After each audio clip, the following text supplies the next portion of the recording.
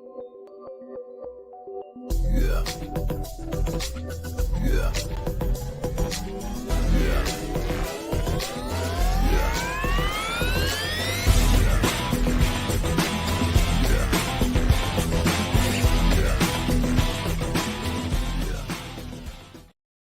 Welcome, everybody, to another fantastic episode of SuperShares, powered by Q. My name is Joe Marquez, Director of Academic Innovation for Q, and today is a very special SuperShare just for you. You may have seen across the Twitters and the Instas and the Facebooks and the YouTubes and all the socials you belong to. If you follow Q, you might know that Q is hosting a major event up in Northern California called Fall Q. And this event is happening October 22nd and 23rd of this year. And we are looking for speakers just like you to present your amazing sessions and your amazing innovations and knowledge to the rest of the community who are attending this event. These are called session proposals, and the session proposals have been open for 2 months, right? So all the way back in May is when we opened these session proposals. And can you believe it? So much has happened since that day, right? School has ended. Summer has begun. July 4th has passed. And yes, unfortunately, the time span for submitting your session is fast approaching an end. For example, we are now in the final days to submit your session for Fall Q. Yes, July 18th. That is this Monday, July 18th at 11:59 p.m. Pacific Standard Time. The time to submit sessions at Fall Q will be over. But don't stress out. Don't stress out, because you can submit today. And I am going to walk you through how to submit. Now, a couple things I want to get out of the way before we start. First, the question I'm going to get during and after this session or this SuperShare is, where do we submit? Well, here we go.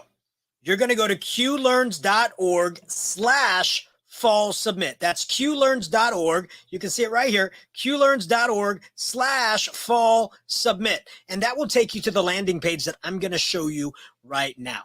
And if you are looking to register yourself for Fall Q, if you are looking to register yourself or other staff members for Fall Q on October 22nd and 23rd, all you have to do is go over to fallq.org. That's fallq.org, and you can register today. Now, here's the amazing thing.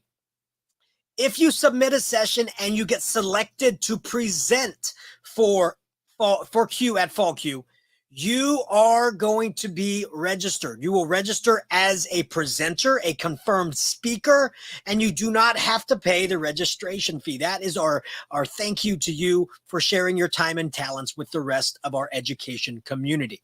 But you have to submit in order to have that opportunity.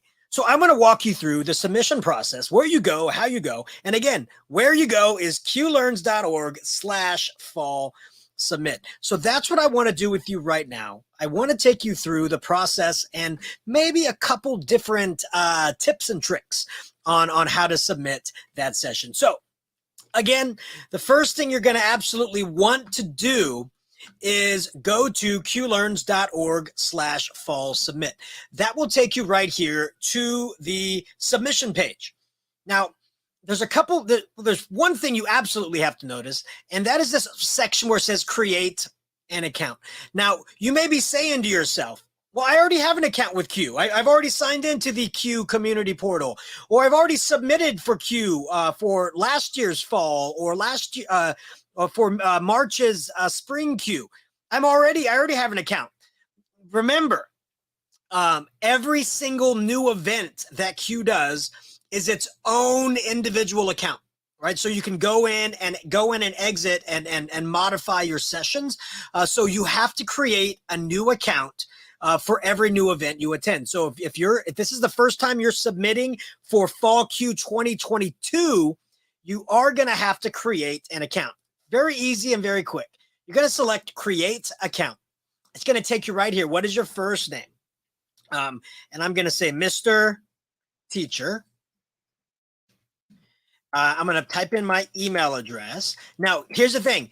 Make sure you type in your email address exactly. Type it in exactly.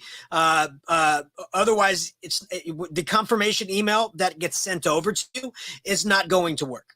Okay, so make sure you submit it exactly. Let me go ahead and type in a password.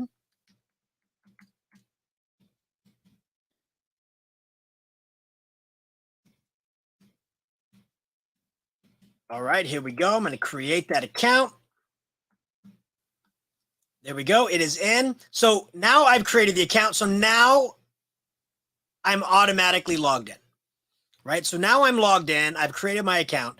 You know you're logged in when at the top it says welcome and you see your name.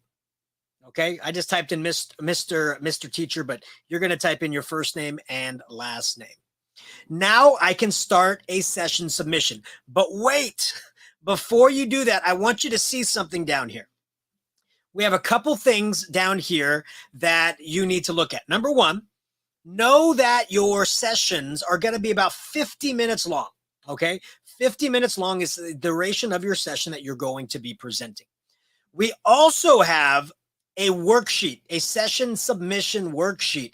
So it's going to be the exact same text fields that you are going to see on the next page that I'm going to take you to, but this will allow you to complete it offline, right? In your Google Drive, take your time, write in those things so that you don't feel like you're having to type everything in real time on the actual submission page. I highly recommend you do this. Plus, here's a little tip for you. When you do this, when you select utilizing this Google Doc, hey, you can save it in your Google Drive and say queue session submissions. And we definitely would love for you to make adjustments and changes as time progresses and new things come out and changes to your presentations. But if you have this presentation, like I'm going to present it at fall, I'm going to tweak it and then also present it at spring, you now have it saved into your Google Drive. So when spring session submissions open, which are probably going to open in August, just letting you know, when spring session submissions open, you already have something already created. And all you have to do is adjust and amend based on the times and the changes that have happened between October and March, right? So that's just a good tip for you right there. So you definitely want to select session submission worksheet. It is a template that you select and say use template, and you're going to drag it right here. And so you'll see it has all the different sections that you would be utilizing for submitting on the next page that I show you. You also want to take a good look at the submission points and rubric. So this will show you the session grading rubric. So every area has points. And our session readers, our submission readers are going to be utilizing this rubric to go through your answers, your submissions, and see if they fit that rubric. And they're going to be giving you those grades based upon how well it fits that rubric. So definitely take a look at the rubric. But I want to also tell you this. Going back and forth between your submission and the rubric can get a little bit daunting, which is why you're going to see on the next page, we have embedded the rubric directly into the questions so you can see what you're going to be, what you need to match. Okay. So it kind of helps out during the flow, but I'm going to show you that right now. All right. So I've signed in, right? So I've gone to qlearns.org/fall submit. I've created an account. I know I'm in my account because it says welcome and my name. And now I'm going to go to submit a session. Notice up here where it says my submissions. If you submit a session and you want to make changes to it all the way up until the last day to submit, which is Monday, July 18th, you can make those changes. If you want to change your title or you found a new tool over the weekend that you're like, oh, I have to add this into my resources, you can make those changes all the way up until July 18th.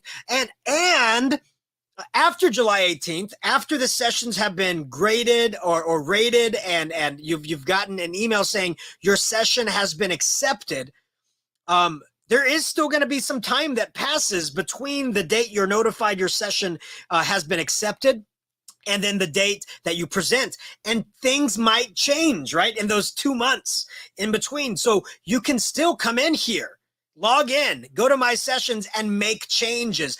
Just at that point, those changes have to be reviewed and accepted by the event administrators, which is our team, to ensure that you're not changing it completely based on what you submitted. But changes can still be made. It's not a one and done. It's not a set it and forget it. It can be a very malleable process leading up to the day that you are presenting. All right, so I'm going to go to submit a session.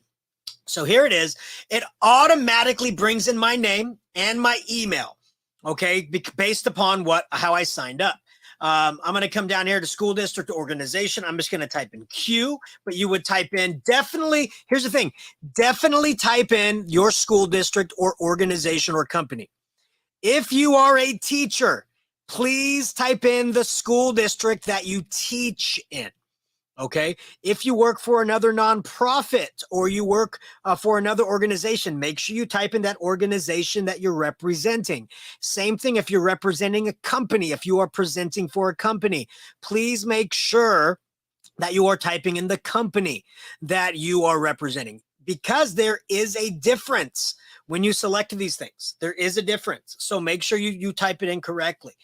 You're going to type in what county you're in. Now we have right now only California and Nevada public schools, counties that are in here. If you are coming from Oregon, or you're coming from out of state other than Nevada, you're just going to type in just no up at the top, right? Because you're not part of a California or Nevada public education space. Or if you are an organization or company, you would also type in no, because you do not belong to a school district in a county, right? And then verify the name of your district, right? What it'll do is if you type in, let's say, Alameda County, it'll have the different districts in Alameda County. So just make sure you are selecting the district that you belong to. If you don't, just type other, right? If you are an organization or a company, you type no here and then other. And then job title, Director of Academic Innovation. I'm just going to type in DAI right there. Type in your Twitter handle, your Facebook, your LinkedIn. It's highly recommended that you do that if you would like to connect with other individuals, but it is not needed. Notice there is no asterisk like there is by job title. There is no asterisk along here. We do want you to put in a profile image. Definitely bring in a profile image so that in the program, in the digital program, your shiny, awesome face is right there in that program image. So I'm going to quickly come down here and just find something that I can use. Where am I? I'm going to bring in my buddy's face right here. There we go. I'm going to pretend like that's me. There we go. Notice it brings it in right there. Biography. This is my bio. And this bio is what's going to go under your name in the program.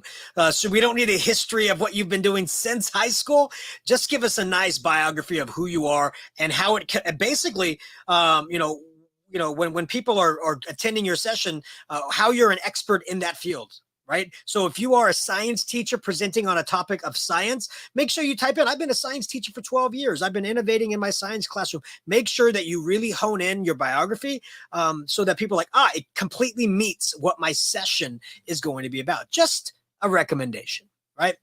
Your primary Q affiliate, definitely put in that Q affiliate. We want to give a shout out to our affiliates. And if we have like 20 presenters from a single affiliate, we want to make sure that's pointed out like, hey, Central California Q had 24 presenters here at this conference. Thank you so much for providing your time and talent. We want to give shout outs to all of those individuals. So I'm going to go ahead and put in CVQ, Central Valley Q. That's the Q affiliate from where I live. And then definitely bring in which group do you mostly affiliate with, your gender, right? Age. What is the student enrollment of your district? Again, if you are an organization, nonprofit company, that'd be not applicable. But if you do know how many students you have in your district, bring in that number of students. What is your primary job function, right? So I'm going to go down and put just other. Which of this work best describes where you work? I'm going to go ahead and just put, there should be nonprofit in here, right? I'm going to go ahead and put industry. Will you be presenting with students under the age of 18? Like if you're a teacher and your students are part of your presentation and they're coming with you, you would put yes. But for the majority of us, we're going to be selecting no. Here you can just hit save and know that all that information was saved for you. So if you exit, you can come back and all this will be filled in for you automatically. So you don't have to recreate it. I'm going to go ahead, save and continue. So I move on. And now it's going to ask you a few different things. We want to ask you, what kind of presentation do you want to do? Because we are going to be looking for some virtual presenters or pre-recorded presenters. And here's the thing. You can present face-to-face, but also pre-record. And the reason you might want to do that is this. And again, that would be like, I'm okay presenting in person or virtual. I'd only like to present in person, or I'd like to present virtually. But we may ask you, if you say, I want to present in person, we may contact you and say, hey, would you mind pre-recording your session as well? Because what we would like to do is give our virtual attendees as much option to watch all the sessions that were presented face-to-face as possible. And we find if you pre-record your session, that's going to be the best quality. You at home on your computer with a microphone, that is so much better quality than us trying to record you live in a larger room with other equipment. And so we would not be playing your pre-record before you are live. It would be after the fact. So it'd just be able to present your information internally to our conference attendees who may not have seen you face-to-face, but want to go back through and rewatch a whole bunch of sessions. So that could be an option. We may reach out for you to do that. So please, please, please consider that. If you just definitely want to present, but you don't think you can make it all the way up to Stockton, California, which is close to Sacramento, California, if you are very at the tip of Southern California, like in San Diego, but you don't think you can drive all the way up, but you still want to be a part of the event, you can definitely select, I want to present virtually. And with that, we can have you present virtually live to a live audience that are attending virtually as well, or we can have you pre-record and then play it during the conference so that you're still out there and you're still getting visibility for your session. So there's a couple different ways we can have you present virtually, but we want you to think about that option. I'm going to go ahead and select, I'm okay to present virtually or in person. And then here's the thing. If selected virtually, do I prefer to pre-record or present during the event? That's going to be your choice. I'm going to go ahead and select pre-record. If selected to present in person, would you mind also be willing to pre-record your session so it can be available to others? I'm going to select yes. And plus, that might be a good idea because it'll let you run through your presentation. And it does not have to be 50 minutes at that point. If it's because if you in your live session, if you have like 10 minutes at the end that you want for questions or things like that, your pre-record doesn't have to meet that 50-minute threshold, right? It could be 35, 40 minutes. So just know that as well. Okay. But we would love for you to give the option for us to have you pre-record so we can have that video available. So just a thought, right? But not necessary. And then if you're not selected to be in person, if you've selected in person or virtual, but if you're not selected to be in person, would you be willing to present virtually still? And you can select, yes, I'd be willing to be presenting a virtual session, or yes, I would be willing to pre-record for that virtual, or no, thanks. If I can't present in person, I'd rather not be a part of the event. That's with that option there as well.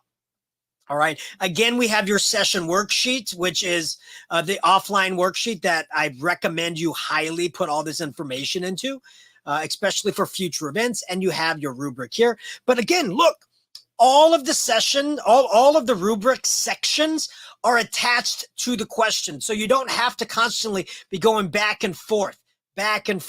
When you are hitting that submission, it is here, right? So session title, awesome. Now, again, make sure, a lot of people love to put a very catchy title, and that's fine, but make sure the session title completely lets the person understand what your session is going to be about. Like if you type in Funky Good Times, well, what is it Funky Good Times about, right? Funky Good Times with Google Forms. Boom. Now I know it's going to be about Google Forms. Make sure that the session title is informative, please.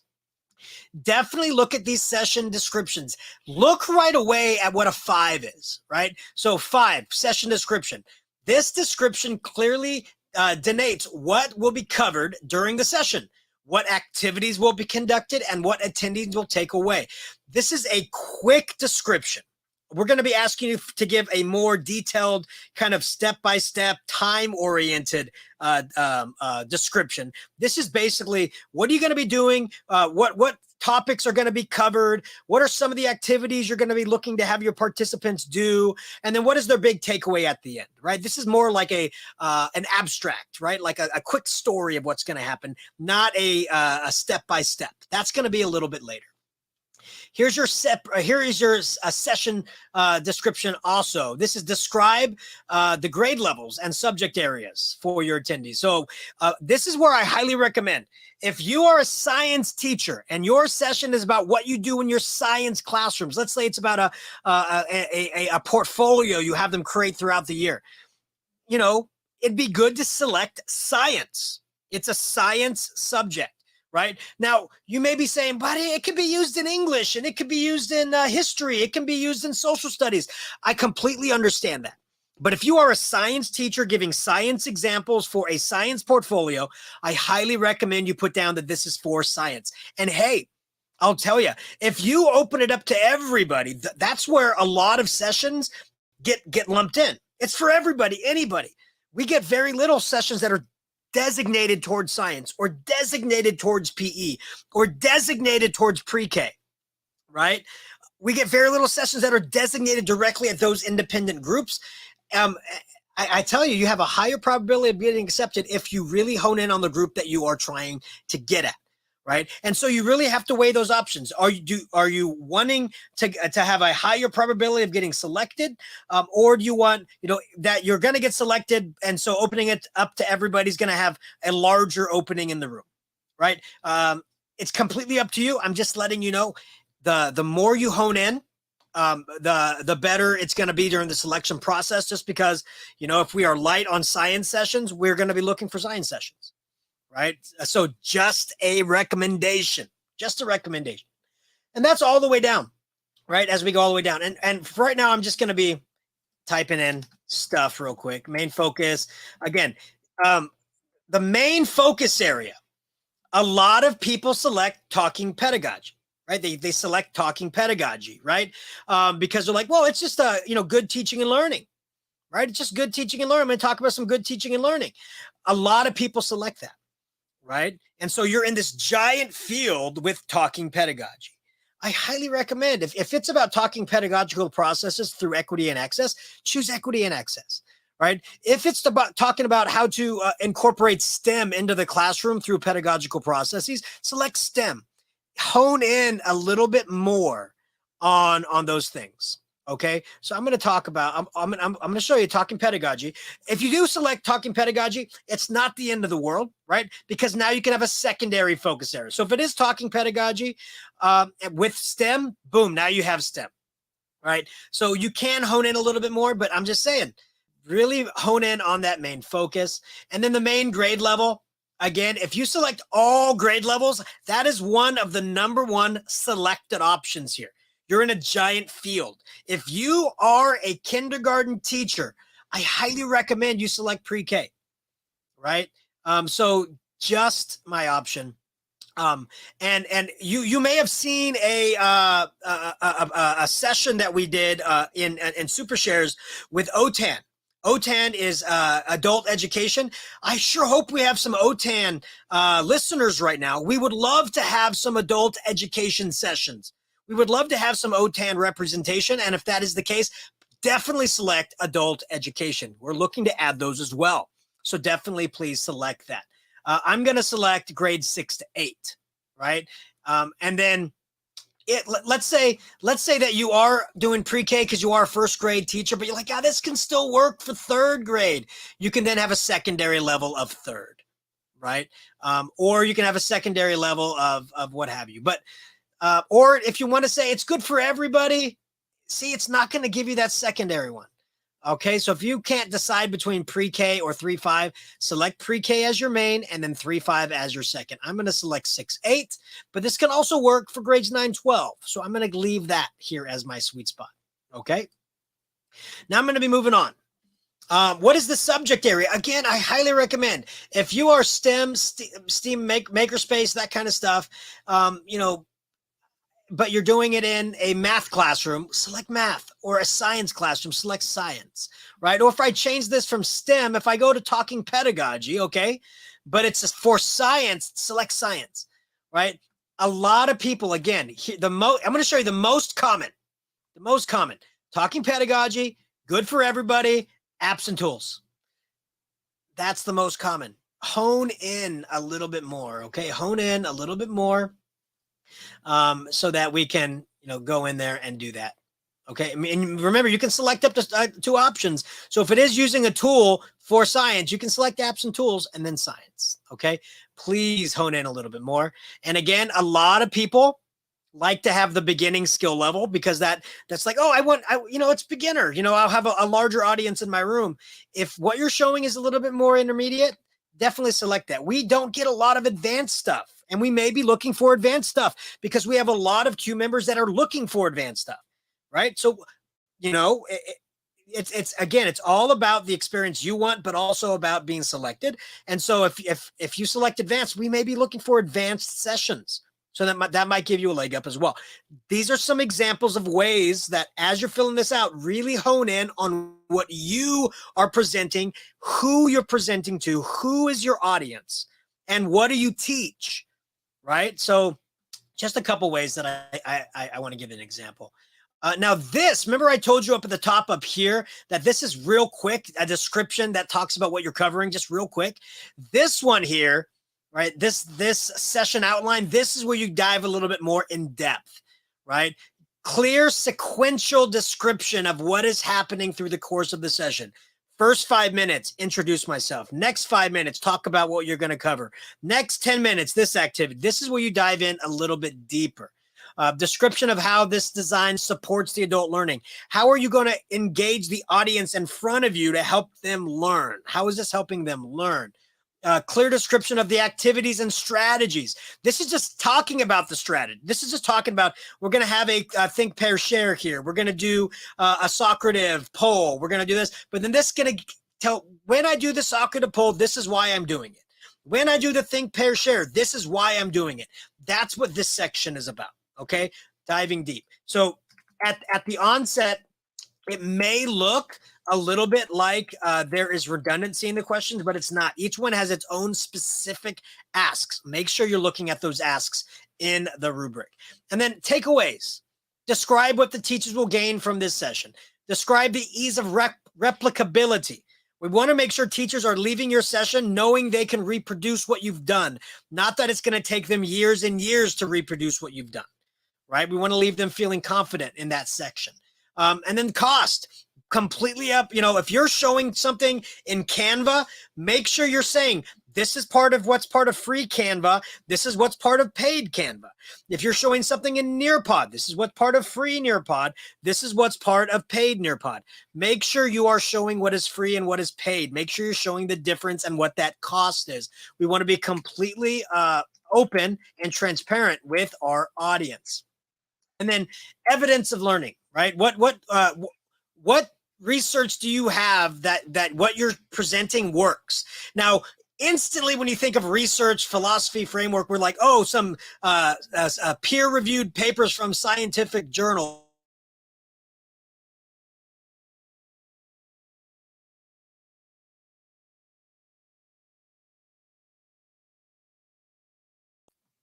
This could be as simple as, this is what I've been doing for 5 years in my classroom. This is what I've seen from my students. This is the growth that I have seen. That's what all this can be about. Okay, so it doesn't necessarily have to be research based from peer-reviewed journals. You are an educator. You are doing research every day, and you are seeing if it works or not.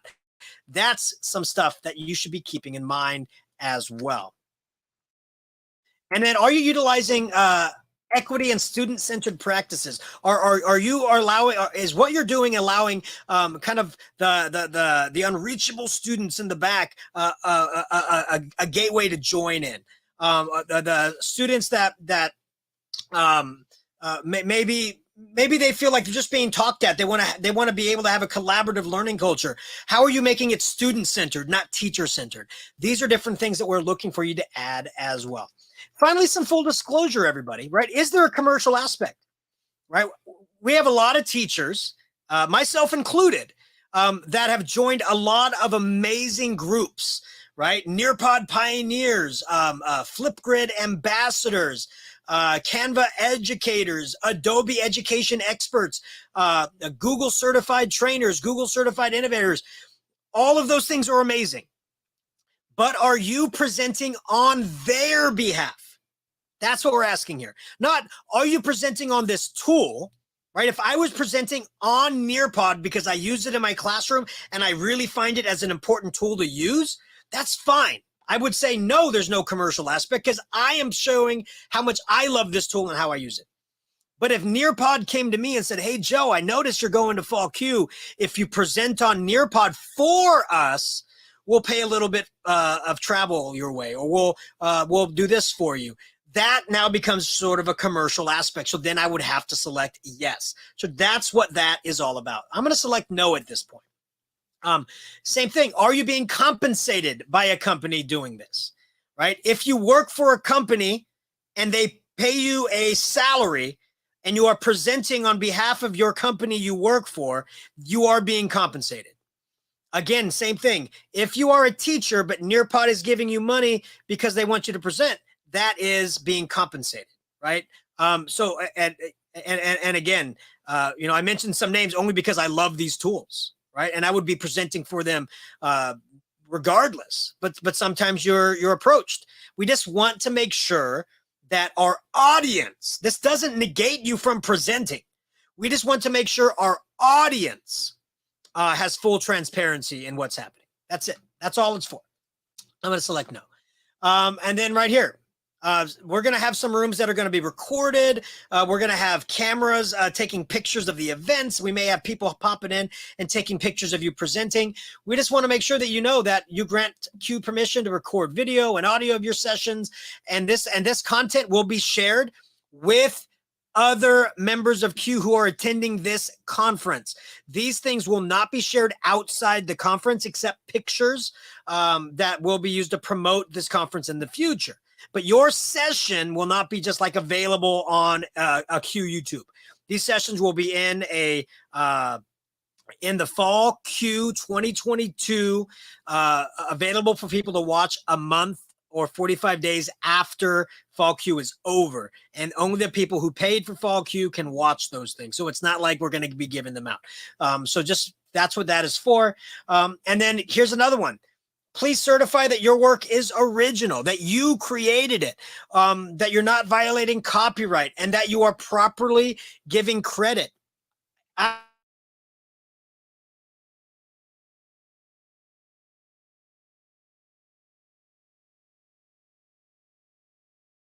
A conference, but if you went to a conference last year and you saw somebody present and they shared their slide deck with you, and you take that slide deck, make a few amends to it, but then present it as yours, we need to be giving credit to the original creators of that content, even if you've amended it a little bit, right? So please make sure you are giving credit where that credit is due. Again, I'm going to hit save, and all this is saved for me. And I can leave and come back. But you are not done. Your session is not submitted. I'm going to hit save and continue. It's going to come through here and say if you've missed anything. I'm going to hit save and continue again. Boom, I'm good. Again, this is just reviewing your submission right here. It is not submitted yet. It is not submitted yet. So make sure that you don't just leave here. Don't just hit save and then leave. You have to hit submit right here. You have to hit submit right here or right here. Don't hit return to submission form. You have to hit submit. So come through here, make sure it's you that have submitted all the way down. Then you hit submit. You will see this area and it'll say, congratulations, you have successfully completed your submission. And it will give you a confirmation number. Take a screenshot of this, copy and paste this somewhere. This is your confirmation number. You will also receive an email about this submission. You might want to come down under more to spam It might go to the spam, right? But here it is, right? So there it is, Team Q, confirmation of submission awesomeness, right here. So we've done it's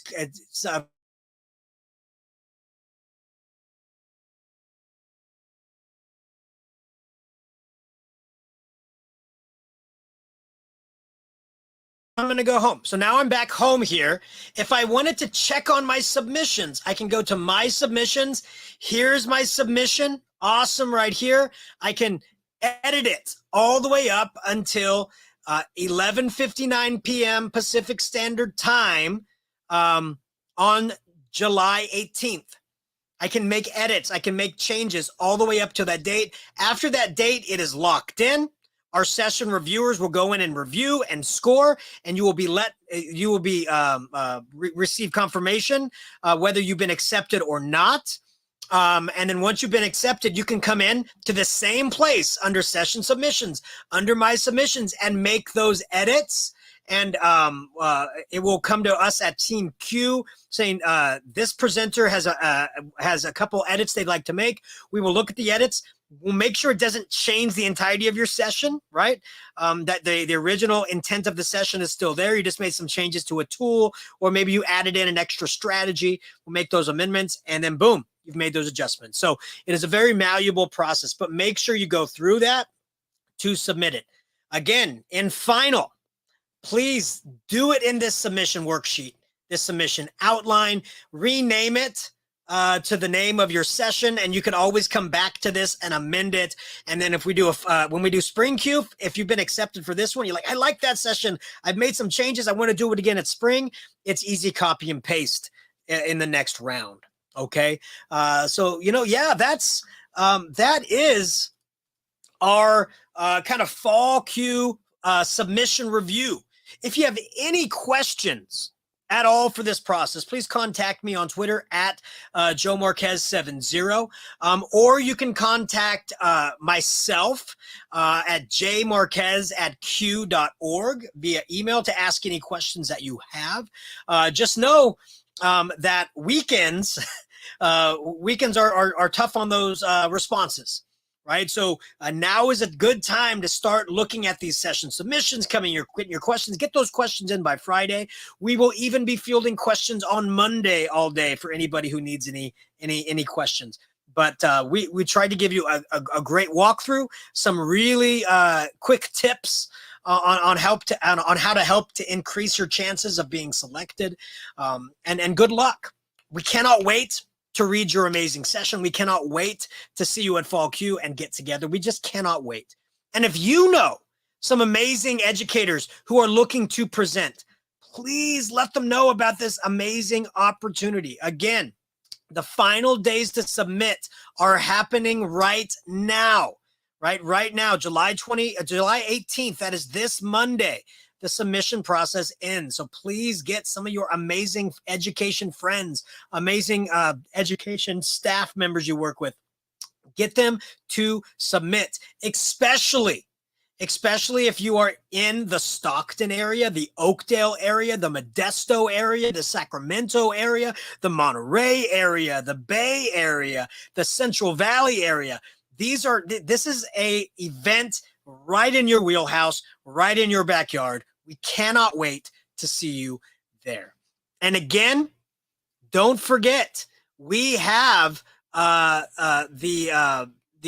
signups to register for Fall Q happening right now, right? If you don't want to present, we hope you do.